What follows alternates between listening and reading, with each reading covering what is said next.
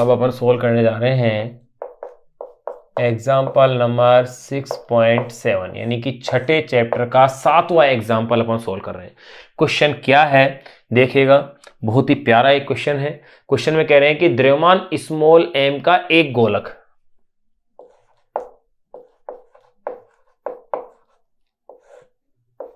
द्रव्यमान small M का एक गोलक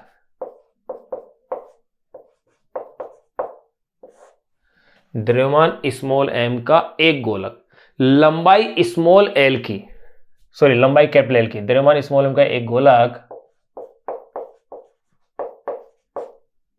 लंबाई कैपिटल एल की, द्रव्यमान स्मॉल एम का एक गोलक लंबाई कैपिटल एल की एक लंबी डोरी से कैपिटल एल की एक लंबी डोरी से द्रव्यमान स्मॉल एम का एक गोलक लंबाई कैपिटल एल की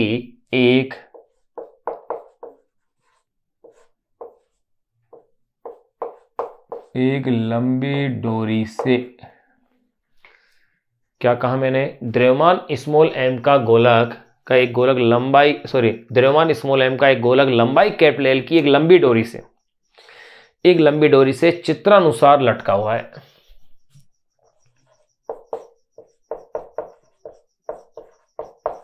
चित्रानुसार लटका हुआ है।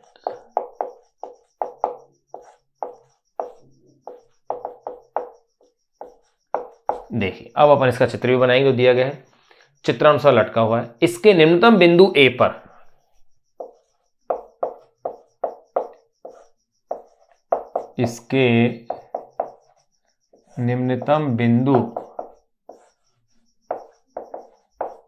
अभी चित्र में बनाएंगे बिंदु ए कहां है, बी कहां है। इसके निम्नतम बिंदु ए पर क्षैतिज वेग v नॉट लगाने पर क्षैतिज वेग v नॉट लगाने पर, इसके निम्नतम बिंदु ए पर क्षैतिज वेग v नॉट लगाने पर यह ऊर्ध्वाधर तल में अर्धवृत्तीय पथ पर लगाने पर यह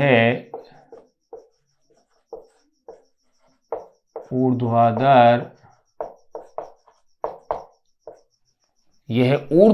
तल में अर्धवृत्तीय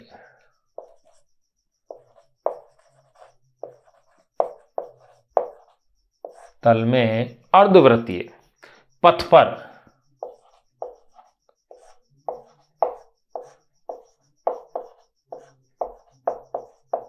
पर इस प्रकार, यह ऊर्ध्वाधर तल में अर्धवृत्तीय पथ पर इस प्रकार गति करता है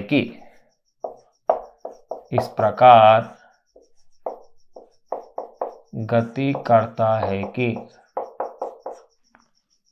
यह ऊर्ध्वाधर तल में अर्धवृत्तीय पथ पर इस प्रकार गति करता है कि उच्चतम बिंदु सी पर डोरी में तनाव शून्य हो जाता है। उच्चतम बिंदु सी पर डोरी में तनाव शून्य हो जाता है। डोरी में तनाव क्या होता है, शून्य हो जाता है। देखो इस तरह से ये जो डोरी की जो लंबाई है कैपिटल एल है, क्वेश्चन में इस तरह से अपन को दिया हुआ है।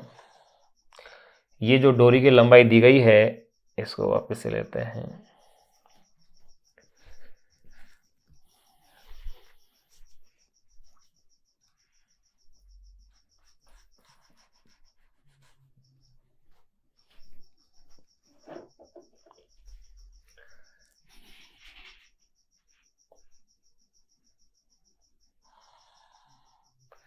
ये लो, ये डोरी की लंबाई क्या है, कैपिटल एल दी है आपको। ये इसका न्यूनतम बिंदु ए है और ये इसका उच्चतम बिंदु क्या है, सी है। यहां इस तरह से दिया हुआ है, ये ओ और डोरी की लंबाई क्या दी गई है आपको, ये कैपिटल एल दी है, ये लो, ये कैपिटल एल अपन को दी गई है। ये एक अन्य बिंदु और दिया हुआ है, ये बिंदु है बी। तो ए, बी और सी, इस बिंदु ए पर जो क्षैतिज वेग दिया गया है वो है वी नोट, यानी बिंदु ए पर वेग क्या दिया हुआ है, वी नोट। ये क्वेश्चन है। तो देखो क्वेश्चन में क्या कह रहे हैं, द्रव्यमान स्मॉल एम का एक गोलक लंबाई कैपिटल एल की एक लंबी डोरी से चित्रानुसार लटका हुआ है। इसके निम्नतम बिंदु ए पर क्षैतिज वेग वी नोट लगाने पर यह ऊर्ध्वाधर तल में अर्धवृत्तीय पथ पर इस प्रकार गति करता है कि उच्चतम बिंदु सी पर डोरी में तनाव क्या हो, शून्य हो जाता है। तो निम्न राशियों के लिए व्यंजक प्राप्त कीजिए, यानी सूत्र निकालना है।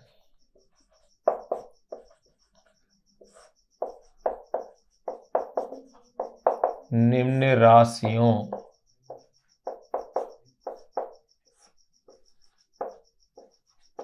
के लिए व्यंजक प्राप्त कीजिए। ये लो, पहले अपन क्वेश्चन को लिखेंगे। नंबर फर्स्ट, पहला ये पूछ रहे हैं वेग वी नोट, वेग वी नोट का मान निकालना है। नंबर सेकंड ये पूछ रहे हैं कि स्थिति बी और सी पर चाल क्या होगी, यानी वी बी और वी सी ज्ञात करनी है। स्थिति बी व सी पर चाल। नंबर थर्ड ये पूछ रहे हैं कि ये जो स्थिति बी और सी पर है इन पर गतिज ऊर्जाओं का अनुपात। स्थिति बी व सी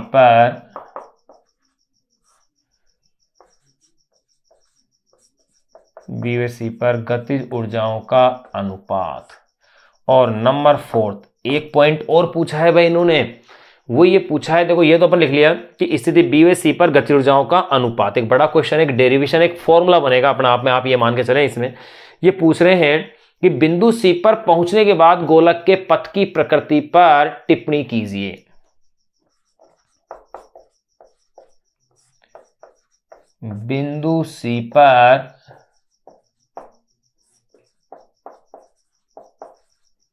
सी पर पहुंचने के बाद गोलक के पथ की, पहुंचने के बाद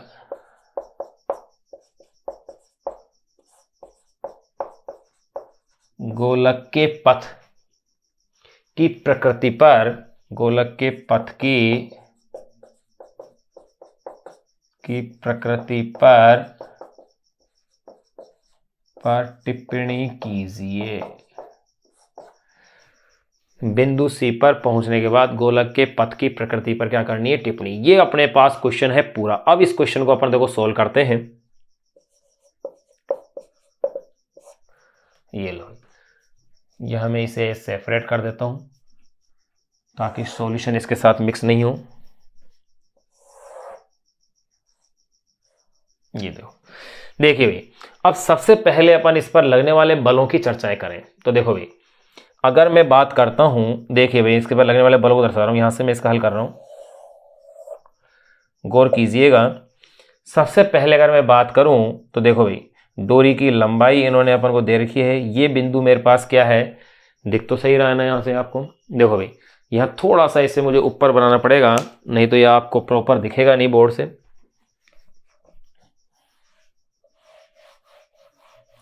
या फिर मैं इस चित्र को इधर बना देता हूं। देखिए, मैं इसे यहां बना देता हूं।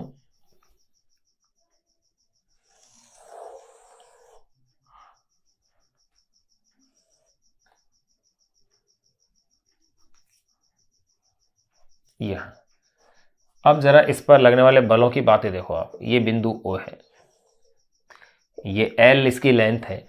तो अगर ये वाला बिंदु A है जिस पर कि वेग इन्होंने क्या दिया है, V नोट दिया है, लेकिन उससे पहले आप देखो इसका भार mg कहां लग रहा है, ऊर्ध्वाधर नीचे की ओर लगेगा। और इसी स्थिति के अंदर रस्सी में जो तनाव होगा TA वो इस डायरेक्शन में होगा। फिर अगर अपन बात करें भाई बिंदु बी के लिए, ये लो भाई, ये है बिंदु बी। तो बिंदु बी के लिए भी उसका भार mg कहाँ लगेगा, ऊर्ध्वाधर नीचे की ओर, और रस्सी में तनाव TB, ये लो, केंद्र की ओर। फिर अगर मैं बात करता हूं भाई बिंदु सी के लिए, ये लीजिए। अब तो देखो भाई, बिंदु सी पर इन्होंने क्वेश्चन में एक बात कही है, इस प्रकार गति करता है कि उच्चतम बिंदु सी पर डोरी में तनाव क्या हो, शून्य हो। यानी बिंदु सी पर डोरी में तनाव शून्य है, यानी कि इसका भार mg तो नीचे की ओर ही होगा।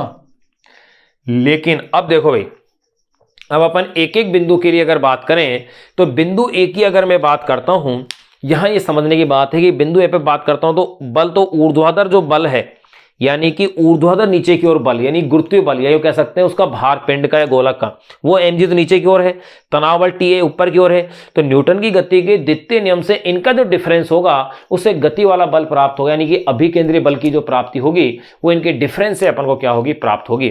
तो देखिएगा भाई, बिंदु ए के लिए क्या समीकरण अपने पास बनेगी।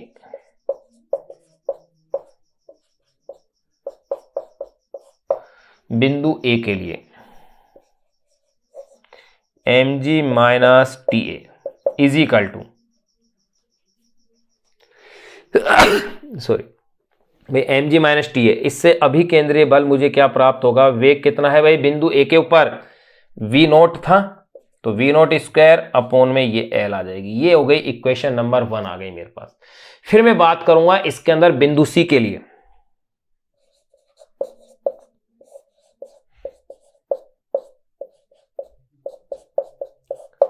तो देखो भाई, बिंदु सी के लिए अपन क्या देख रहे हैं कि तनाव बल तो बिंदु सी के लिए क्या है, शून्य है, यानी कि जो mg है इसी से ही क्या मिलेगा, अभिकेंद्रीय बल मिल जाएगा, यानी कि mc स्क्वायर अपॉन में l हो जाएगा, क्योंकि बिंदु सी पर वेग क्या ले लिया है मैंने, mc ले लिया है। यही तो होगा। इसे थोड़ा सा और अपन ऊपर लिख देते हैं,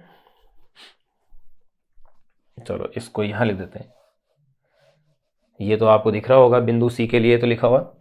अब देखिएगा, यहां इससे आगे के स्टेप्स को भाई मैं यहां ले रहा हूं।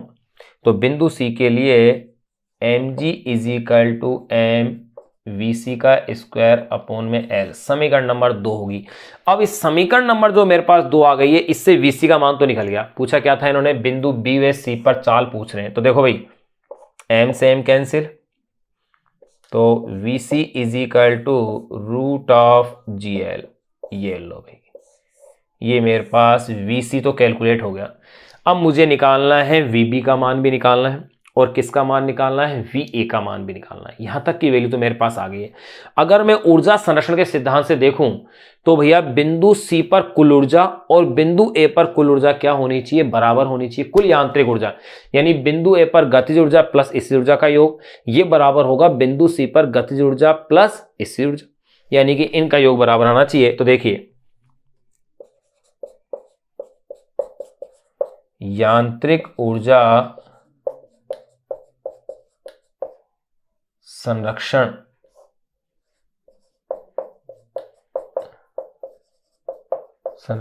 के सिद्धांत से, इस सिद्धांत से अपन क्या देखेंगे कि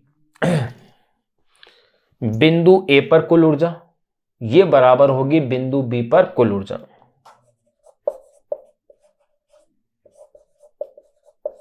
बिंदु ए पर कुल यांत्रिक ऊर्जा बराबर, इसे लिखेंगे अपन बिंदु बी पर कुल यांत्रिक ऊर्जा। बिंदु ए पर कुल यांत्रिक ऊर्जा बराबर बिंदु बी पर कुल यांत्रिक ऊर्जा, ये समीकरण आएगी। अब देखिए भाई, अब इसको अपन को सोल्व करना है आगे। तो इसमें अब मैं इस क्वेश्चन वाले पार्ट को हटा रहा हूं, आप इसे एक बार नोट कर लें, क्योंकि हल करने के लिए अपन को स्पेस चाहिए इसमें।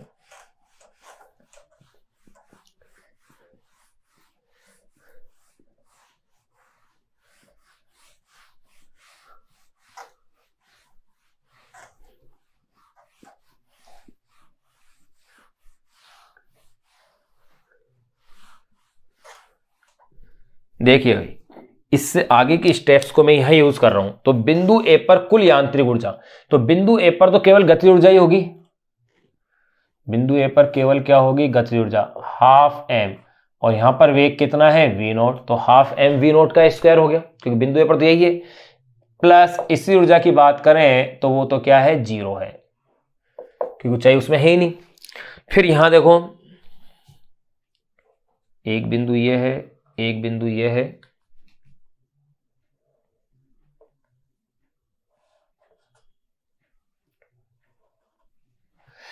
अब देखिएगा भाई, ये बराबर होगा हाफ एम वी नोट का square plus 0 is equal to, अब बिंदु सी पर, तो बिंदु सी पर वेग गति ऊर्जा क्या होगी, हाफ एम वी सी का स्क्वायर। भाई बिंदु सी पर वेग मैंने वी सी मान लिया।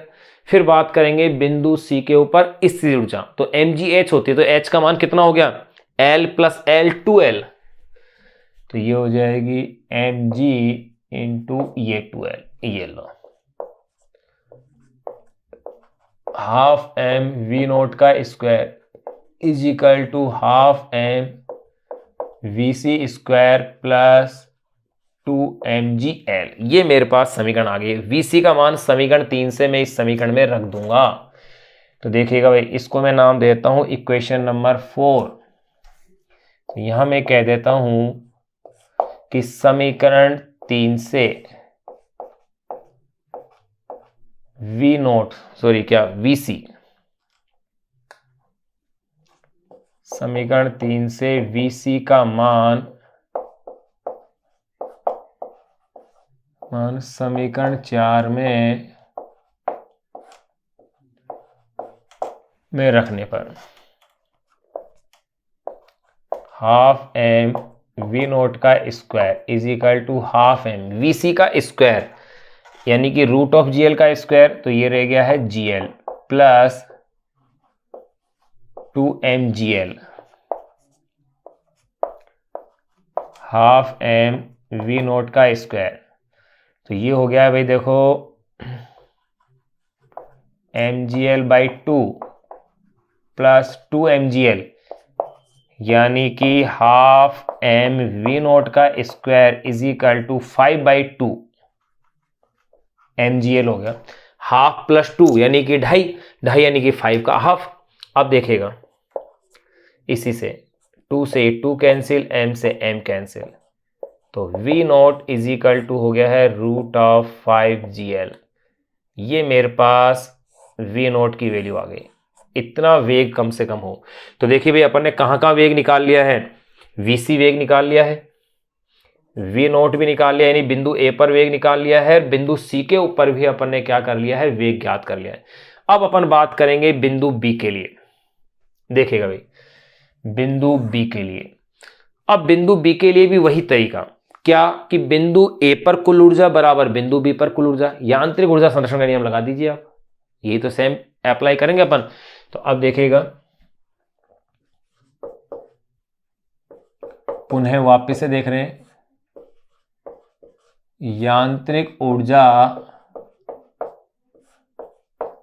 संरक्षण के नियम से, यांत्रिक ऊर्जा संरक्षण के नियम से क्या लिखेंगे अपन कि बिंदु B पर कुल ऊर्जा बराबर बिंदु A पर कुल ऊर्जा,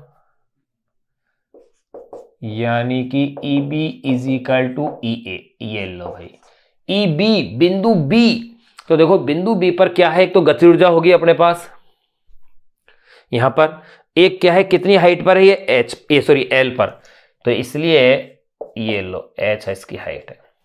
तो बिंदु B के लिए देखो, एक तो गति ऊर्जा लिखेंगे अपन half M we B square plus mg, h का मान किसके इक्वल है, L के। ये इज इक्वल टू होगा बिंदु A पर कुल ऊर्जा के। तो बिंदु A पर कितनी है कुल ऊर्जा, हाफ एम वी नोट का स्क्वायर। भाई वी ए की जगह वी नोट लिखा हुआ है, इसकी ऊर्जा तो 0 है ये लीजिए, तो हाफ एम वी बी का square plus mgl is equal to half M we naught का स्क्वायर। तो देखो वी नोट का मान रखना है इसके अंदर, ये रख दो।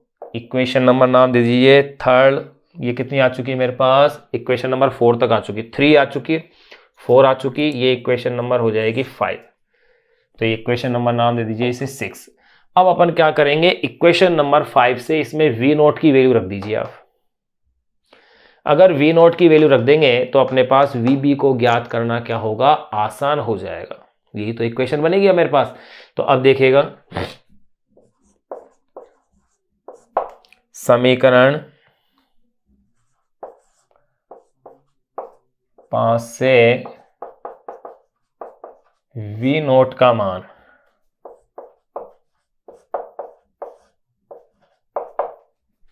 समीकरण 6 में रखने पर, अगर समीकरण 6 में ये रख देता हूं तो देखिएगा भाई, हाफ एम वी बी का square plus m g l is equal to half m. देखो यह स्क्वायर है, स्क्वायर रूट कैंसिल, तो ये हो जाएगा 5GL, यानी कि हाफ एम वी बी का square is equal to 5mgl by 2 minus mgl, यानी हाफ एम वी बी का स्क्वायर 5/2 यानी 2.5 में से 1 गया तो 1.5, यानी कि ये रह गया है 3/2 mgl। अब m से भी m कैंसिल, 2 से भी 2 कैंसिल, तो ये v b is equal to हो गया है √3gl। ये हो गई है इक्वेशन नंबर मेरे पास 7। तो देखिए आप, बिंदु ए पर वेग आ चुका, वो ये रहा, बिंदु सी पर वेग आ चुका और बिंदु बी पर भी वेग आ चुका। तीनों ही स्थितियों पर वेग की मैंने इसमें क्या कर ली है, गणना कर ली है। अगर तीनों स्थितियों में अपने पास, इस सवाल में आपने देखा होगा कि वेग की अपन ने कैलकुलेशन कर ली है, वेग अपने पास आ चुका है। अब आप इसे एक बार इतना नोट करें। अब इसमें पूछा और क्या क्या था, देखो इसने यही पूछा था कि वी नोट का मान परिकलन करना था, बी और सी पर चाल ज्ञात करनी थी, बी और सी पर गति ऊर्जाओं का अनुपात भी निकालना था। एक बार इतना आप नोट करें, फिर से मेरे आगे का पार्ट और मैं फिर सॉल्व करता हूं। देखो ये आपको याद रखना है, बी पर वेग कितना है, वी नोट कितना है, यानी कि ए पर वेग कितना है, इनको छोड़ के बाकी शेष को मैं इसमें देखो साफ कर रहा हूं, क्योंकि इनकी वेगों की मान की तो मुझे जरूरत पड़ेगी अभी।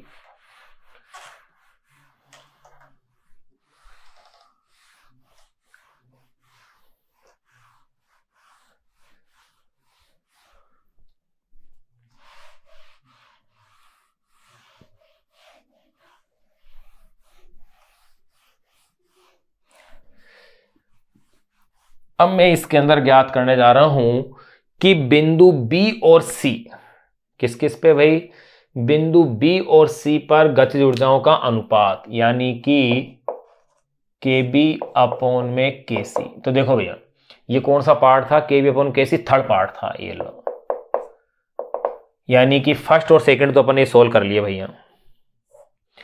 तो देखो भाई, के बी का मतलब क्या है, हाफ एम वी बी का स्क्वायर, के सी का मतलब क्या है, हाफ एम वी सी का स्क्वायर, हाफ एम से half m cancel, v b का स्क्वायर अपॉन में वी सी का स्क्वायर। अब देखो भाई, वी बी का स्क्वायर, वी बी ये रहा √3gl, रूट से स्क्वायर कैंसिल हो गया, वी सी ये रहा GL, यानी कि ये आ गया मेरे पास 3:1। ये भी सोल्व हो गया। अब नंबर 4 क्या इसने पूछा है, क्या कहा है, नंबर 4 में इन्होंने कहा था कि अगर इस तरह से क्वेश्चन में कह रहे थे कि बिंदु सी पर पहुंचने के बाद उसके पथ की विवेचना करनी है। तो देखो बिंदु सी पर पहुंचने के बाद उसका पथ किस प्रकार का और कैसा है वो अपन को देखना है। तो देखिएगा भाई, बिंदु सी पर पहुंचने के बाद मैं क्या कह सकता हूं, बिंदु सी पर वृत्तीय गति पूर्ण करने के लिए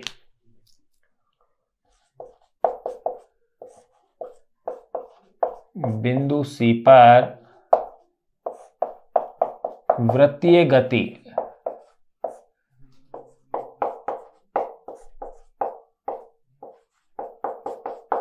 पूर्ण करने के लिए, बिंदु सी पर वृत्तीय गति पूर्ण करने के लिए न्यूनतम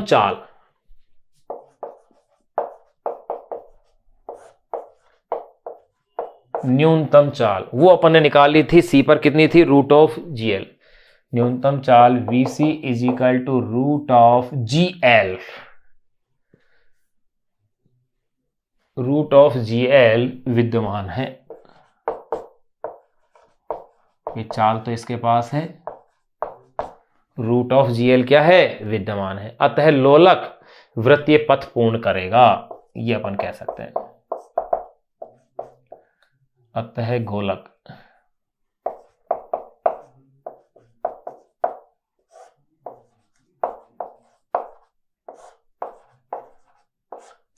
वृत्तीय पथ पूर्ण करेगा। ये लो भाई, ये क्वेश्चन एक अच्छा क्वेश्चन था, एक आर्टिकल था, एक टॉपिक था, एक डेरिवेशन था। ये मान लो जो अपन ने क्या कर लिया है, इसमें कंप्लीट कर लिया है। अब अपन इसमें नेक्स्ट टॉपिक पढ़ेंगे स्प्रिंग की स्थिर ऊर्जा। उसकी भी लैंग्वेज आप लिखना, नहीं तो अपना चैप्टर बहुत बड़ा हो जाएगा, क्योंकि अपन को क्वेश्चन सारे इसके सोल्व करने हैं। अब नेक्स्ट टॉपिक अपन पढ़ने जा रहे हैं स्प्रिंग की स्थिर ऊर्जा।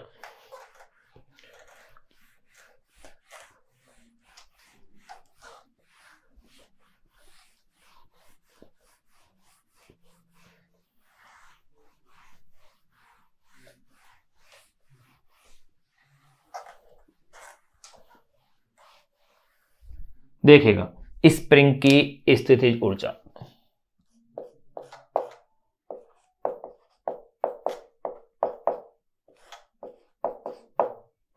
स्प्रिंग की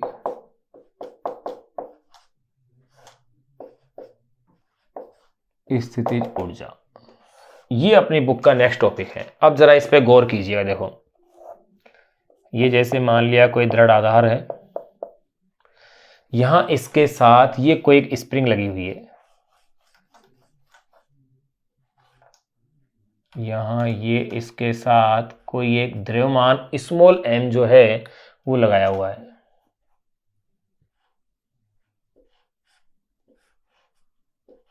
ये है, ये द्रव्यमान स्मॉल m लगाया हुआ है। ये इसकी सामान्य स्थिति है, यानी कि x इजिकल टू क्या है, 0 है। किसी तरह का इसमें कोई विस्थापन नहीं है। x इजिकल टू क्या है, 0 है। या मैं इसे कह सकता हूं इसे सामान्य स्थिति। ये इसकी क्या है, सामान्य स्थिति। अगर मैं इसे खींचता हूं तो स्प्रिंग की लंबाई में क्या हो रही है भाई, वृद्धि हो रही है। कितनी, जैसे मान लिया कि इसे मैंने यहां तक खींच दिया है, तो कितना बढ़ गया है ये x। ये तो हुआ, यानी ये स्थिति हो गई इसे खींचना। x इस स्प्रिंग को खींचा गया है। x अपन इसे क्या कर सकते हैं, दबा भी सकते हैं।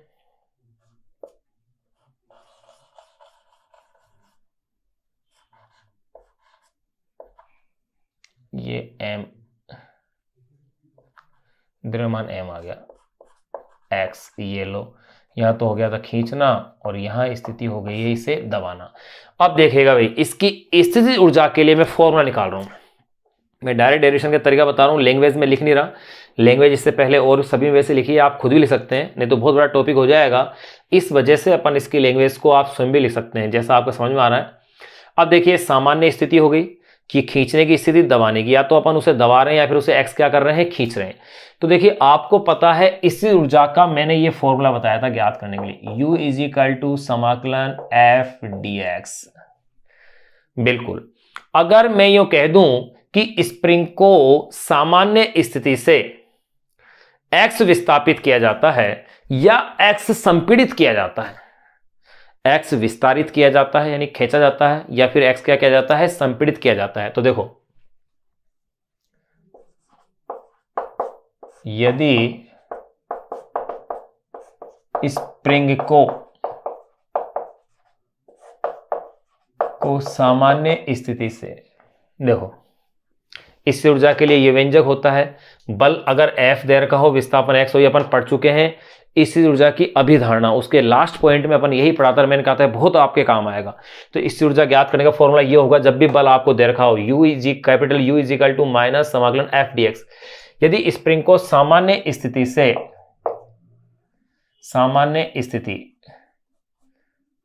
यानी कि x इजिकल टू 0 से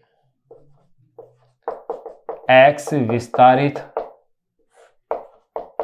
या संपीड़ित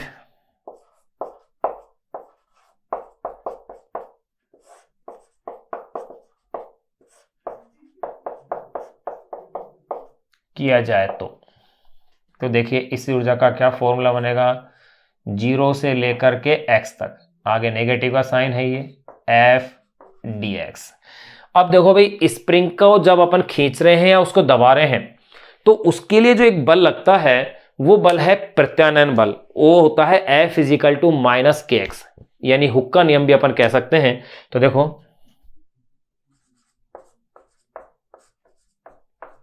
ये आपको ध्यान रखना है हुक के नियमानुसार। वैसे अपन इसे विस्तार से सरल अवगति वाले चैप्टर में खूब विस्तार से पढ़ेंगे।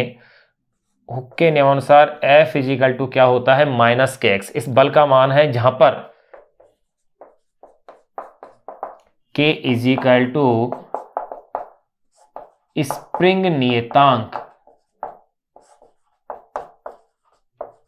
या बल नियतांक है। जहां K इजिकल टू क्या है, स्प्रिंग नियतांक या बल नियतांक है, जो कि स्प्रिंग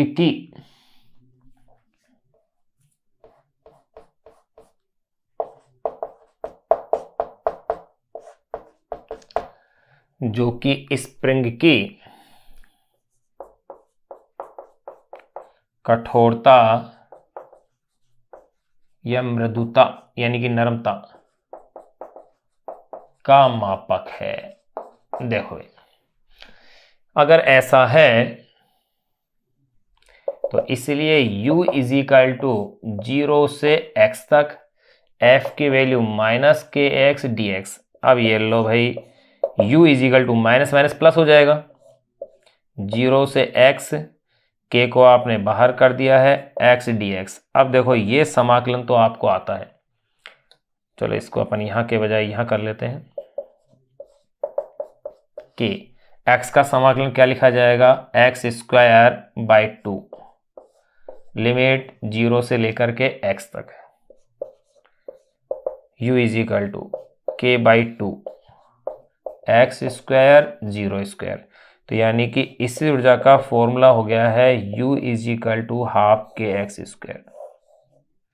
तो ध्यान रहे स्प्रिंग की इस ऊर्जा u is equal to half K X square, u is equal to half K X square फॉर्मूले से दी जाएगी। स्प्रिंग की इस ऊर्जा का फॉर्मूला क्या हो गया, u is equal to half K X square. इस फॉर्मूले से स्प्रिंग की इस ऊर्जा अपन को दी जाएगी। ये अपने पास स्प्रिंग की इस ऊर्जा का क्या आ गया है, फॉर्मूला आ गया। अब देखिएगा एक चीज, यहां पर x है क्या, सामान्य स्थिति से x विस्तारित या संपीड़ित किया जाए, यानी कि ओरिजिनल जो लेंथ है उसे खिंची हुई या दबी हुई क्या हो गई, उसकी लंबाई हो गई। ये अपने पास फॉर्मूला आ गया है। अब देखिए भाई इसी फॉर्मूले को u is equal to half K X square आया है, इसे ग्राफी विधि से भी अपन प्राप्त कर सकते हैं। क्या ग्राफी विधि से भी अपन इसे प्राप्त कर सकते हैं? तो कैसे प्राप्त कर सकते हैं, ध्यान दीजिएगा।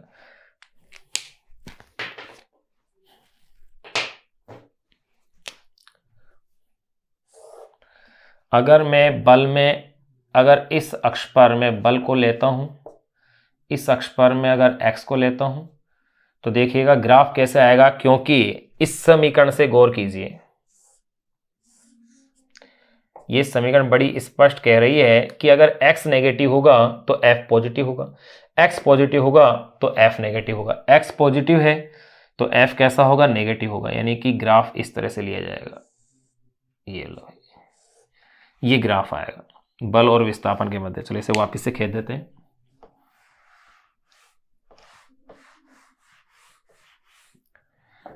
देखो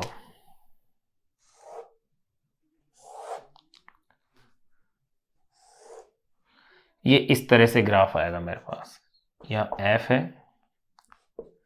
यहाँ माइनस f होगा, यहाँ भाई प्लस में f होगा, और यहाँ अगर प्लस में x है, यहाँ माइनस में x होगा। तो देखो भाई जब f प्लस में होगा तो f माइनस में होगा, और जब x माइनस में होगा तो f प्लस में होगा।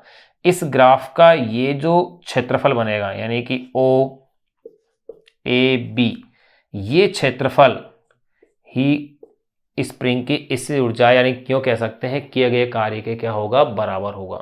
क्यों कह सकते हैं, स्प्रिंग को खींचने, यानी कि जो f है इसकी वैल्यू क्या है मेरे पास, माइनस के एक्स है, इसलिए ग्राफ ऐसा आया मेरे पास। अगर f इजिकल टू के एक्स होता तो ग्राफ कैसे लेता, मैं ऐसे लेता, इस तरह से बनता मेरे पास ये ग्राफ, यही तो होता। तो स्प्रिंग को खींचने या दबाने में जो किया गया कार्य है वो अपन निकाल सकते हैं। तो अपन सबसे पहले अपन इसकी इसी ऊर्जा की बात करें तो देखो बल और विस्थापन वक्र से घिरा क्षेत्रफल किसको शो करेगा भाई, कार्य को शो करेगा। और ये किया गया कार्य किसके बराबर होगा, इस ऊर्जा के बराबर होगा। यानी u इजिकल टू त्रिभुज OAB या त्रिभुज OBA का क्षेत्रफल, यही तो लिखा जाएगा, त्रिभुज OBA का क्षेत्रफल, ये अपन को निकाल लेना है। तो देखो कैसे निकलेगा ये formula, U is equal to त्रिभुज का क्षेत्रफल 1/2 आधार, आधार क्या है इसका, फोर्स है भाई, जो कितना है देख लो आप, इसका गौर करेंगे तो बल का परिमाण कितना आएगा भाई, बल का परिमाण कितना लेंगे आप इसमें, देखो ऐसे लो आप, एक स्टेप और बढ़ा दूं मैं, ऐसे देखो, ऐसे देखिए अपन किस तरह से अपन इसे लेंगे। तो अपन ये जानते हैं कि स्प्रिंग को खींचने में या दबाने में किया गया जो कार्य होगा, उस कार्य का जो ऋणात्मक होगा वो किसके बराबर होगा, इस ऊर्जा, क्योंकि अपन सिद्ध कर चुके W is equal to minus delta U था। तो देखिए, तो देखो यो कर दें अपन, स्प्रिंग को दबाने या खींचने, भाई इसको मैं ऐसे करता हूं, यहां तक कर लिया, ये स्टेप ये लो अलग कर दें, ऐसे, हाँ ऐसे। इसके बाद में वैकल्पिक विधि, दूसरी विधि और ले रहा हूं मैं, इसे कह सकता हूं वैकल्पिक विधि, या इस विधि को मैं कह देता हूं ग्राफी विधि, एक ही बात है ना। देखो स्प्रिंग को दबाने या खींचने में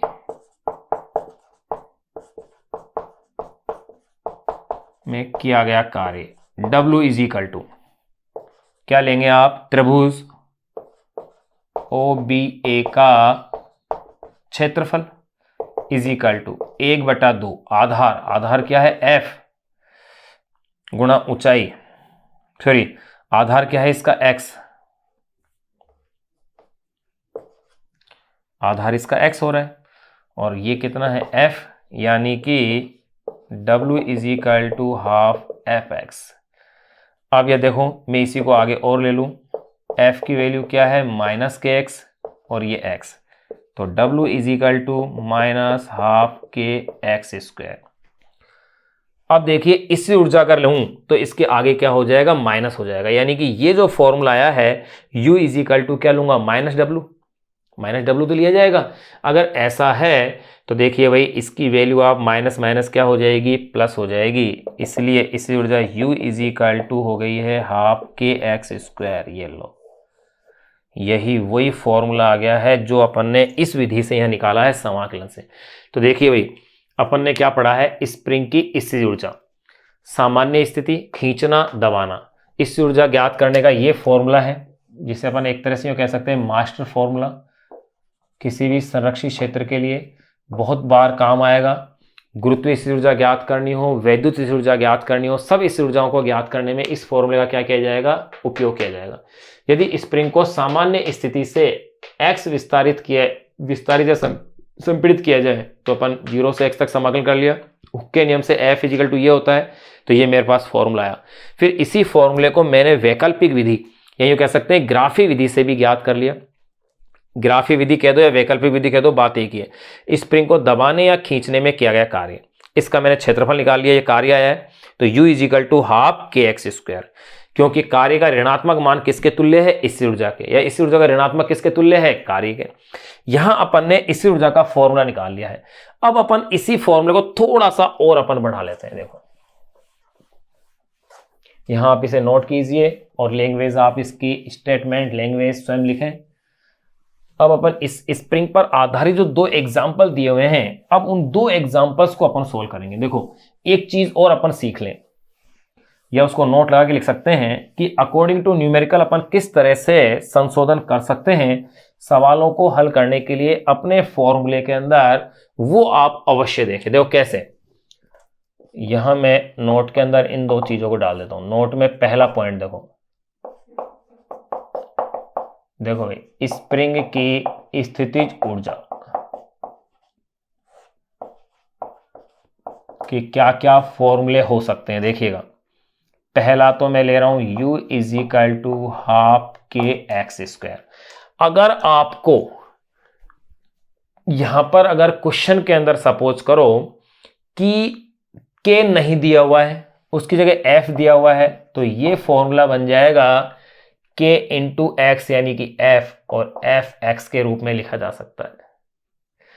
अगर आपको x नहीं दिया हुआ है और k के रूप में चाहिए, तो ये फॉर्मूला हो जाएगा f स्क्वायर अपॉन में 2k। ध्यान रखना, ये स्प्रिंग की इस ऊर्जा का फॉर्मूला आ गया है, जो कि अपन को न्यूमेरिकल हल करने में क्या करेगा, हेल्प करेगा। यहां ध्यान रहे, यहां k के समानुपाती आ रही है u, यहां इसमें k है नहीं, और यहां k क्या आ रही है, व्युत्क्रमानुपाती। अगर बल समान कह रखा है तो इससे ऊर्जा k क्या हो जाएगी, व्युत्क्रमानुपाती हो जाएगी। और अगर x समान कह रखा है तो k क्या हो जाएगी, समानुपाती। यहां तो व्युत्क्रमानुपाती और यहां कैसे हो जाएगी, समानुपाती। नंबर 2, दूसरा पॉइंट में कह दूं, अगर स्प्रिंग को संतुलन लंबाई से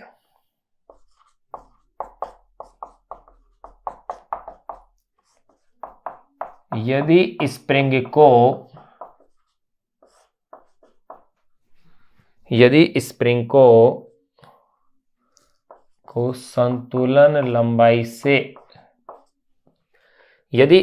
को संतुलन लंबाई से x1 से x2 खींचने में किया गया है, यही कह सकते हैं स्प्रिंग को, यदि की जरूरत ही नहीं है, स्प्रिंग को संतुलन लंबाई से x1 से x2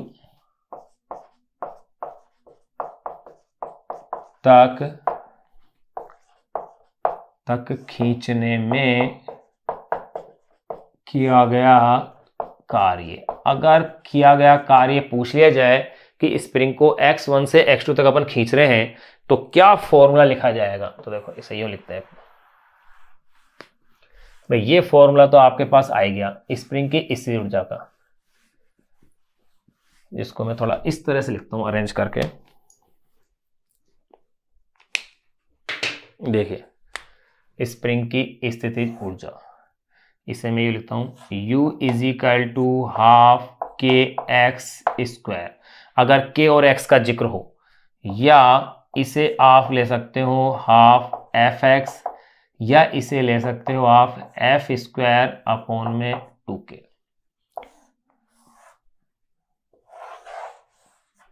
ऐसा एक डायरेक्ट फॉर्मूले के रूप में आप इसे क्या करें, याद रखें, एफ स्क्वायर अपॉन में 2k या एफ एक्स।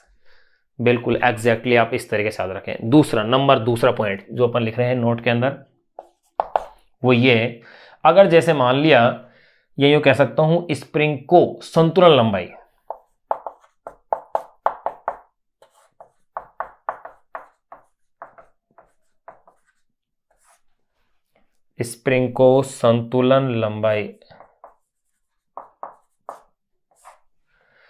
संतुलन लंबाई x1 से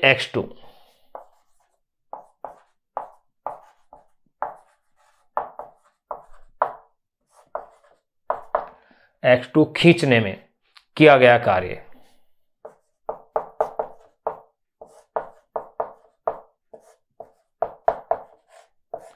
x1 से x2 खींचने में किया गया कार्य, ये अपन और कैलकुलेट इसमें कर लेते हैं। देखो साथ साथ कैसे आएगा वो देखेगा। जैसे मान लिया ये स्प्रिंग थी आपके पास भाई, ये किसी दीवार से लगी हुई है, ये अपन एक स्प्रिंग ले लेते हैं, ये स्प्रिंग है। अगर इस स्प्रिंग को पहले तो x1 खींचा, यानी यहां से और यहां तक x1, फिर उसके बाद किसा x2 खींचा है, तो इसको खींचने में किया गया कार्य कितना होगा। तो देखो भैया, मैं भी थोड़ी देर पहले बता चुका हूं, कार्य क्या होता है, इस ऊर्जा में परिवर्तन के बराबर लेते हैं अपन, यानी कि U final minus U initial.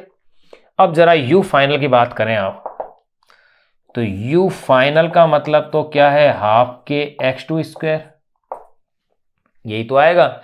And U initial की अगर मैं बात करूं तो हाफ के x1 का स्क्वायर, क्योंकि पहली वाली लंबाई क्या है, x1 है, और बाद वाली लंबाई क्या है मेरे पास, x2 है। तो U फाइनल इतना हो गया, U इनिशियल इतना हो गया। तो देखिए इसलिए W is equal to, U final की वैल्यू रखेंगे आप half K x2 square, U initial की वैल्यू रखेंगे हाफ के x1 का स्क्वायर। ये लीजिए भाई, हाफ के को आपने कॉमन ले लिया है, तो ये x2 का स्क्वायर माइनस x1 का स्क्वायर, ये लो, ये x1 से x2 तक खींचने में किए गए कार्य का भी अपने पास क्या आ गया है, ये फॉर्मूला आ गया है। यहां इसी फॉर्मूले को आप समाकलन से भी ज्ञात कर सकते थे। कैसे? x1 से x2 तक समाकलन कर दीजिए तो भी आपके पास यही फॉर्मूला आएगा। आप तो मेनली इस फॉर्मूले को याद रखें। अब अपन इस पर आधारित जो दो एग्जाम्पल दे रखे हैं बड़े बड़े अच्छे अच्छे थे, उन दोनों एग्जाम्पल को सोल्व करते हैं। उसके बाद फिर अपन चर्चा करेंगे ऊर्जा के विभिन्न रूप कौन कौन से हैं।